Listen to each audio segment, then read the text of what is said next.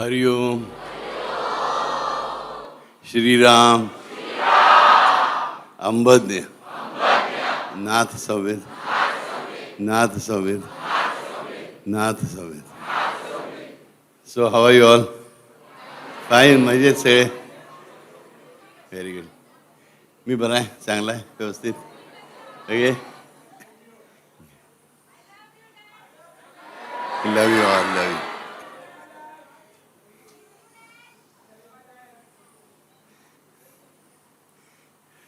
आपण त्रिविक्रमाची नामावली बघत पुढे चाललो बरोबर. मग ही गॅप पडली मध्ये, ठीक आहे, 3 महिन्याची. 1 फेब्रुवारीला भेटलो होतो आपण लास्ट नाटक, त्यानंतर आता आखरी तारीख 2 बरोबर, 3 महिने, राईट. ओके. तर तिसरं नाव आहे आता ओम हरिहराय नमः. हा नंतर ओम शिवनारायणाय नमः. ओम शिवनारायणाय नमः. शिव पण आहे, नारायण पण आहे. नारायण मग ह्या नावाचा शब्दाचा अर्थ आधी जाणून घ्यायला पाहिजे. नरदेह. नरदेह हे ज्याचं घर आहे, निवासस्थान आहे, तो नारायण. नारायण शब्दाची अनेक व्युत्पत्ती देता येतात, पण सगळ्यात सही आणि मनुष्याला म्हणजे बेसिकली श्रद्धावानाला, आपल्याला भक्तांना उपयोगी पडणारी म्हणजे नारायण. नर म्हणजे पुरुष नाही, इथे नर म्हणजे मानव. मानव अशा देहामध्ये जो राहतो अशा त्या नारायणाला माझा नमस्कार असतो. इथे नारायण कसं आहे? शिवनारायण आहे. कारण आपल्याला माहिती हा हरिहर आहे, शिवसहित नारायण आहे. नारायणाला चा दुसरा अर्थ हे राहतो, जलामध्ये राहतो तो, म्हणून विष्णू ह्या अर्थाने ते नाव घेतलं जातं. त्या अर्थाने शिव आणि हरी म्हणते बरोबर आहे. पण बेसिकली जो त्रिविक्रम आहे याची नावाने आपण बघतो तो शिवनारायण आहे. म्हणजे नक्की काय हे नाव त्याला कसं पडलं याची कथा आहे एक लहानशी. ही कथा पहिल्यांदा आपल्याला पाहिजे.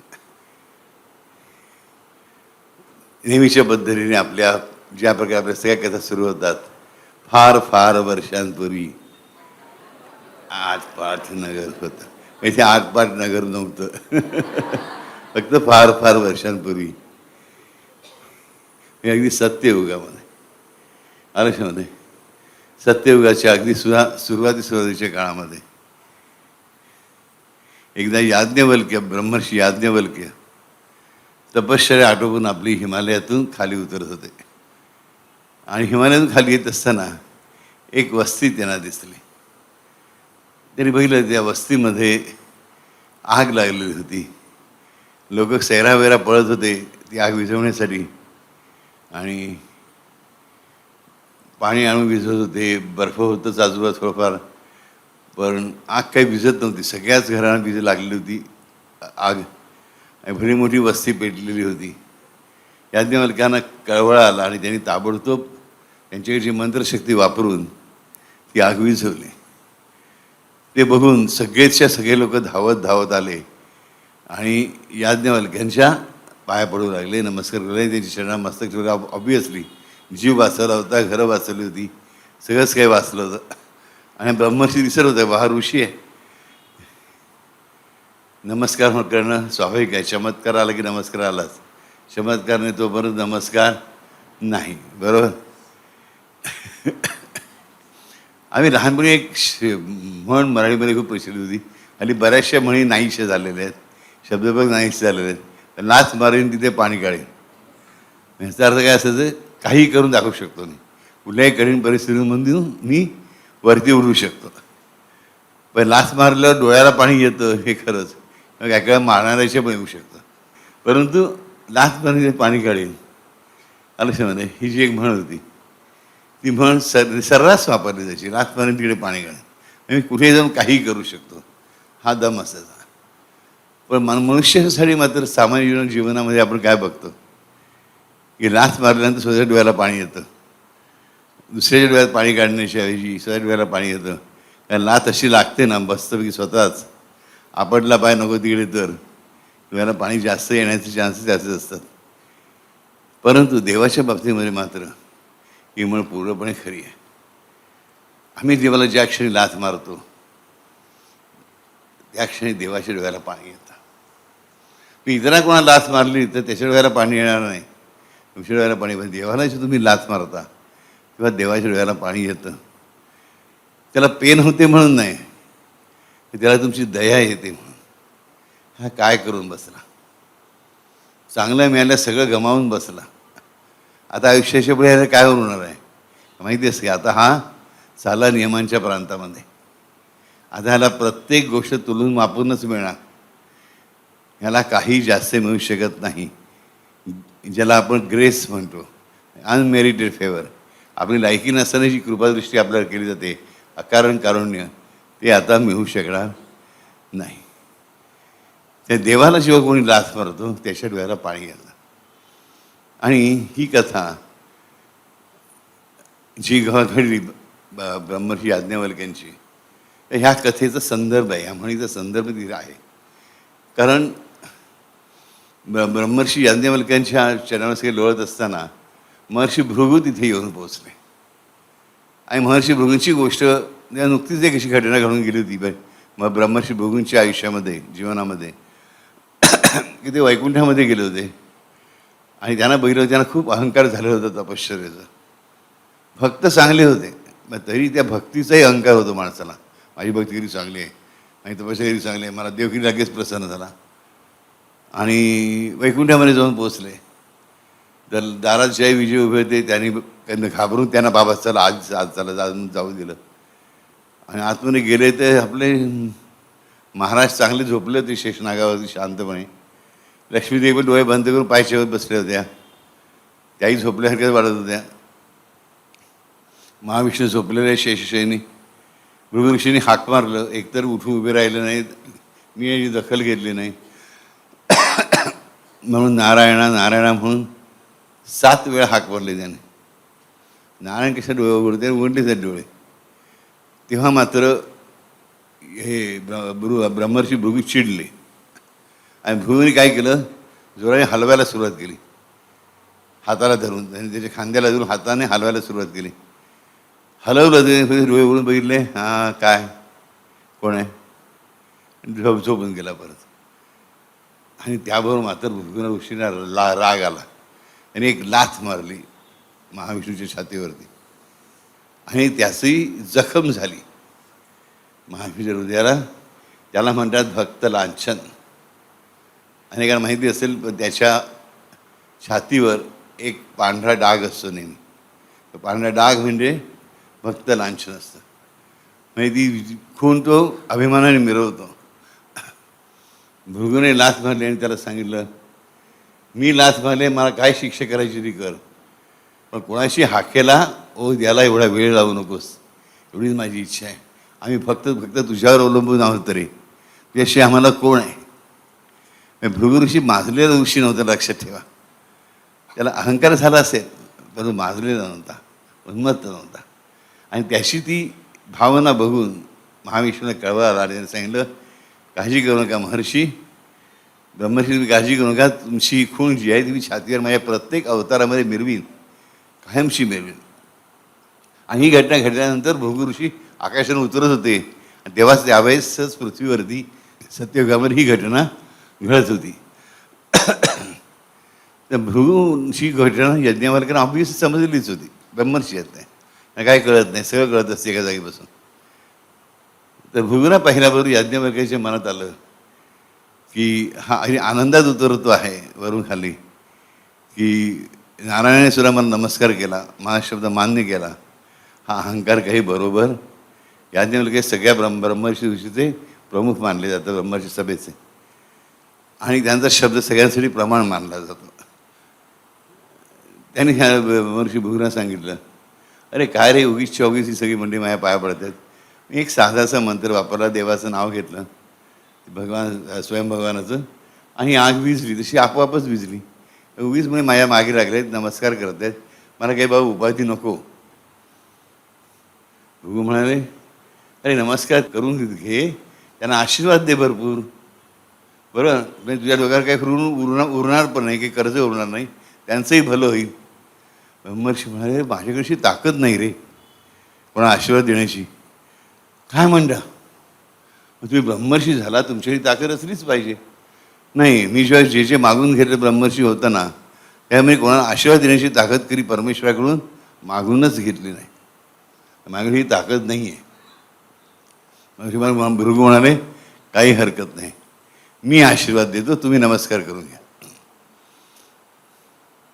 हे मग याज्ञवल्क्य म्हणाले, तू नुसते आशीर्वाद दिलेस आणि नमस्कार मला केला, माझ्या डोक्यावर कर्ज चढेल आणि तुझ्याकडे पुण्याच्या राशी जमा होतील, हे काही बरोबर नाही. त्यापेक्षा मला जो नमस्कार कोणी केला त्याला तो आशीर्वाद दिलास की मी तुला नमस्कार करत जाईन.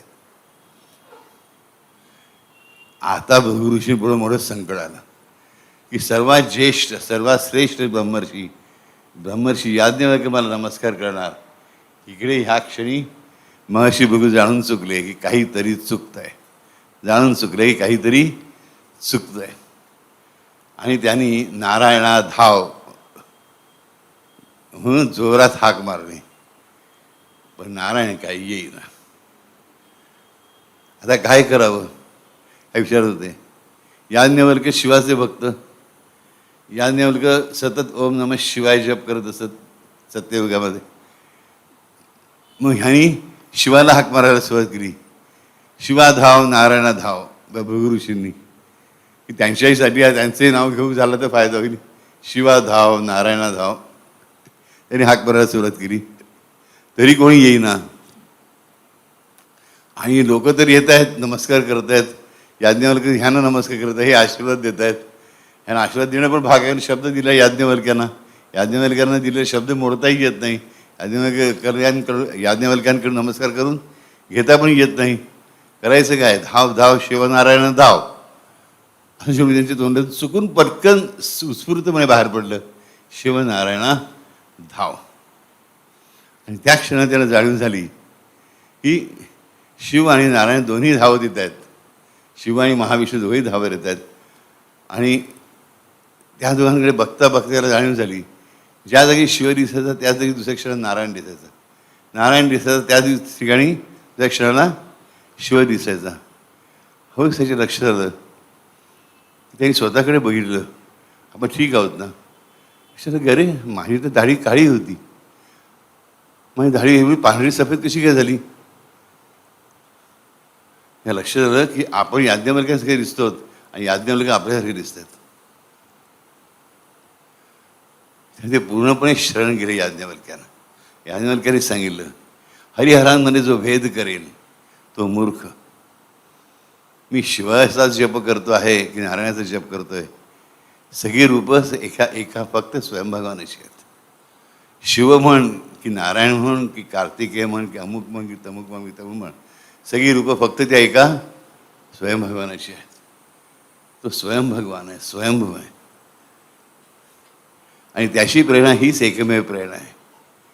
त्याच्याकडे आशीर्वाद मागावा लागत नाही, त्याच्याकडे आशीर्वाद मागावा लागत नाही. वर देण्याचं सामर्थ्य माझ्याकडे पण आहे, आशीर्वाद देण्याचं सामर्थ्य माझ्याकडे आहे. आणि पण मी मागितला का नाही, कारण मला माहिती आहे जो कोणी मला नमस्कार करेल त्याची काळजी तो घेणारच आहे. त्यानेच मला ब्रह्मर्षी केलं आहे, माझा पूर्ण विश्वास आहे. ब्रह्मर्षी बघून आश्चर्य वाटतं, तर न मागता मिळालं आहे. म्हणजे तुला कळलं कसं, तुम्ही आशीर्वाद आपण कधी आशीर्वाद दिलात का. म्हणजे कोणाने आशीर्वाद दिलेला नाही. काय म्हणाले, मी अजून कोणालाही आशीर्वाद दिलेला नाही, मी कोणाला नमस्कार करूनच घेतलेला नाही अजूनपर्यंत. भृगु ऋषी त्यांचे पाय पकडले जातात. आता ब्रह्मर्षी याज्ञवल्क्य त्यांना आशीर्वाद देणं भाग आहे, बरोबर. हे पाय सोडायला तयार नाही आहेत. त्या क्षणाने याज्ञवल्क्य म्हणाले, सदैव शिवनारायण हा जप कर. स्वयं भगवान सदैव तुझ्या बरोबर राहील, तुझ्या आतही राहील आणि तुझ्या चौबाजूलाही राहील. त्याबरोबर ब्रह्मर्षी भृगु उठून उभे राहिले आणि याज्ञवल्क्याने बघता बघता विचारलं की तुम्ही एक्झॅक्टली माझ्यासारखे दिसतात, तंतोतंत माझ्यासारखे दिसतात आणि मी तुमच्यासारखं दिसतोय, माझ्या लक्षात आलं आहे, हे कसं काय. अरे लक्षात ठेव, अतिशय साध्या शब्द याज्ञवल्क्याने त्यांना समजावून सांगितलं, तू असलास आणि मी असलो, हे त्याच्यासाठी तू आणि मी फक्त भक्त आहोत. मी तुझ्यापेक्षा वयाने ज्ञानाने श्रेष्ठ आहे, तुझ्यापेक्षा ज्ञानाने वयाने कनिष्ठ आहेस, ही भावना त्याच्याकडे नाही. त्यासाठी सगळे श्रद्धावान जे त्याच्या मनापासून प्रेम करतात ते समान आहेत. आणि एक लक्षात ठेव की जेव्हा तो स्वयं भगवान कुठल्याही श्रद्धावानाला बघतो तेव्हा तो श्रद्धावान त्याला एकतर ह्या जन्मात दिसत नाही, त्याच्या आधीचे सगळे जन्म त्याला दिसत असतात. मागच्या कल्पामधले जन्मसुद्धा दिसत असतात. आधीच्या सर्व कल्पांमधले जन्मही त्याला कळत असतात, दिसत असतात. गेल्या कल्पामध्ये तू याज्ञवल्क होतास आणि मी भृगू होतो. काय म्हणाले? गेल्या कल्पामध्ये तू याज्ञवल्क होतास आणि मी भृगू होतो. हे तुला तो दाखवून देतोय. बघ, स्थिती बदलली पण तू बदलला नाहीस, रूप बदललं पण तू बदलला नाहीस. कारण शेवटी आत्मा तोच आहे, जीवात्मा तोच आहे. जीवात्मा बदलता येत नाही, कारण जीवात्मा हा अंश त्या स्वयं भगवानाचा आहे. स्वयं भगवानाची कुठलीच गोष्ट बदलत नाही. आरक्षण किती सुंदर गोष्ट सांगा. हे सगळ्यात महत्त्वाचा संदेश काय मिळतो? स्वयं भगवानाकडे आशीर्वाद मागावा लागत नाही. तो त्याच्या मनापासून प्रेम करतो, त्याचं नामस्मरण करतो, मंत्रकीर्तन करतो, त्याला आशीर्वाद मिळतच राहतात सतत. तरी देखील आपण मागायचं मागू शकतोच, प्रश्नच नाही. पण ॲक्च्युली त्याची आवश्यकता नसते. आणि दुसरी गोष्ट म्हणजे तो तुमच्याकडे तुमच्या मेरिटनुसार बघत नाही. तुम्ही ज्ञानाने किती श्रेष्ठ आहात, वयाने किती श्रेष्ठ आहात, अधिकाराने किती मोठ्या श्रेष्ठ आहात, आणि तुमची उपासना किती मोठी आहे. आम्ही 16 वेळा मंत्रकीर्तन करतो, आम्ही फक्त 9 वेळा करतो. आणि काही लोकांना दिवसातून एकदा करणं सुद्धा खूप कठीण जातं. मला माहिती आहे, जेव्हा पार मेहनतीने बिचारे दिवसांत एक माळ करतात, पण ती खरंच खूप मोठ्या कष्टानंतर असते. ती सुद्धा त्यांच्या उपयोगाची आहे. हे जो जाणतो मुळापासून, म्हणजेच काय, जो मनुष्याला, नरदेहाला, म्हणजे प्रत्येक मनुष्याला त्याच्या अनेक कल्पाच्या जन्मांपासून ते ह्या जन्मातल्या प्रत्येक क्षणातला अंतरक्षणसुद्धा जो जाणतो तो स्वयं भगवान आहे. आणि तो कसा आहे? परत तो शिव आहे, म्हणजे शुद्ध आहे, पवित्र आहे. आणि तरी तो हे अपवित्र अशा नरदेहात राहतो. या नावाचं महात्म्य लक्षात घ्या. तो शिव आहे, म्हणजे सुंदर आहे, पवित्र आहे, शुभ्र आहे. त्यामुळे यत्किंचितही डाग नाही, दोष नाही, असा आहे, निष्कलंक आहे, अगे निरंजन आहे. आणि तरी देखील तो जे कलंकित आहे, जे अपवित्र आहे, अशा शरीरामध्ये, मानवाच्या शरीरामध्ये राहतो. आपण आपल्या हाताने, तोंडाने, मुखाने काही चुकीच्या गोष्टी बोलतो, करतो, तरी देखील तो आपल्या शरीरामध्ये त्याचा अंश असतोच. हे लक्षात ठेवा. ही त्याची आपल्यावरची खूप मोठी कृपा आहे. फक्त आपल्याला ती ओळखायला शिकावं लागतं की माझ्यामध्ये त्याचा अंश आहे. तुम्ही म्हणा, बाबू हे कसं ओळखायचं? पण मी सांगता, आम्ही मान्य करतो, तुमचा शब्द आहे, आम्हाला आम्ही मानतो, चला मलाही मान्य आहे तुमचं म्हणणं. त्याचंच गुपित आजच्या या नाभामध्ये ओम शिव नारायणाय नमः. ब्रह्मर्षी याज्ञवल्क्यांकडे हाच वर ब्रह्मर्षी भृगूंनी मागितला की नारायणाने त्याच्या छातीवरची खूण घेतली, माझ्या लत्ता प्रहाराची. मला तुमच्याकडून तुमचे शरण हवे आहेत, माझे गुरु म्हणून. आम्ही तुमच्याकडे एकच गोष्ट मागू इच्छितो की तुम्ही जो मंत्र मला दिलात, ज्या मंत्राच्या द्वारे तुम्ही मला तुमच्या माझ्यातली अभेदता दाखवलीत, एकरूपता दाखवलीत, अद्वैत दाखवलं, परमेश्वर तुमच्यापासून सेपरेट नाही, तुमच्याशी जोडलेलं आहे, दाखवून दिलं. त्या मंत्रामध्ये अशी शक्ती ठेवा, त्या नावामध्ये अशी शक्ती ठेवा की प्रत्येक भक्ताला जाणीव होईल की त्याच्यामध्ये स्वयं भगवानाचा अंश आहे. ब्रह्मर्षी याज्ञवल्क्यांनी क्षणभर विचार केला. त्यांना सुद्धा एक क्षण लागला. ब्रह्मर्षीसुद्धा विचार करतात, विचार न करता काही करत नाही, लक्षात ठेवा.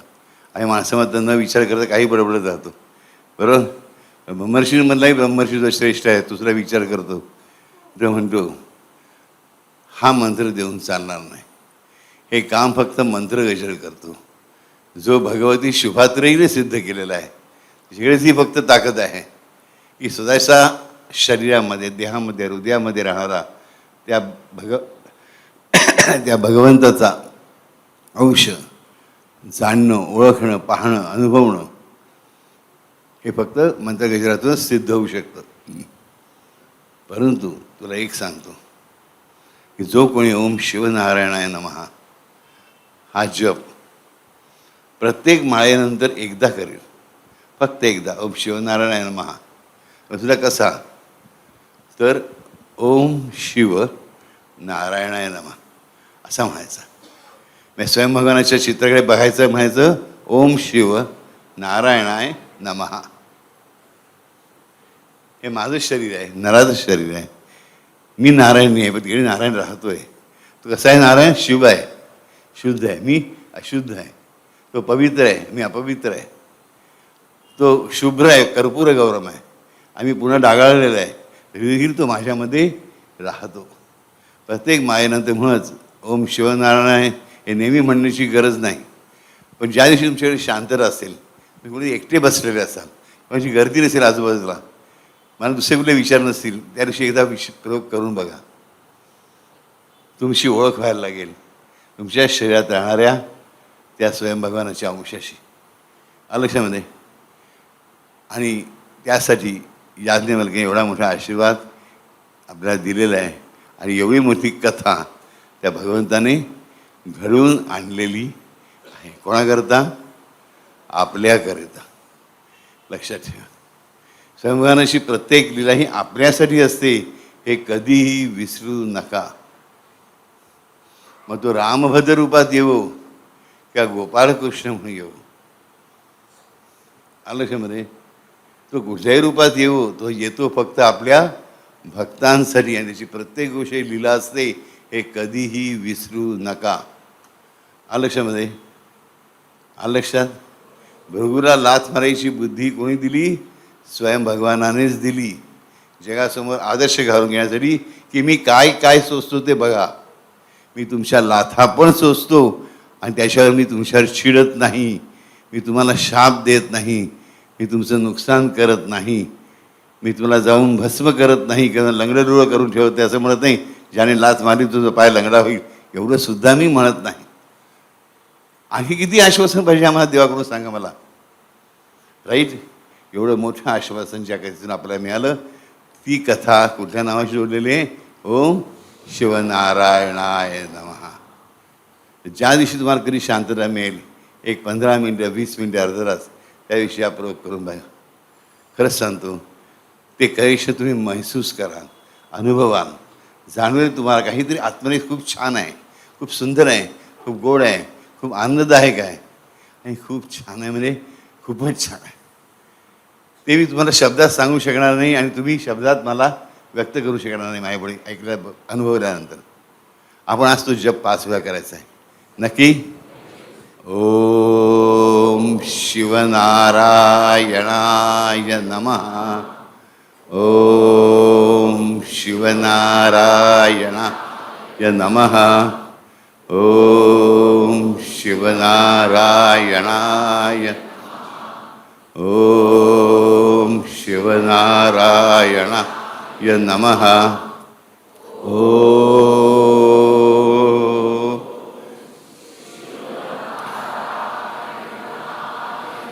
नमः. हरि ओम. श्रीराम अंबाज्ञ.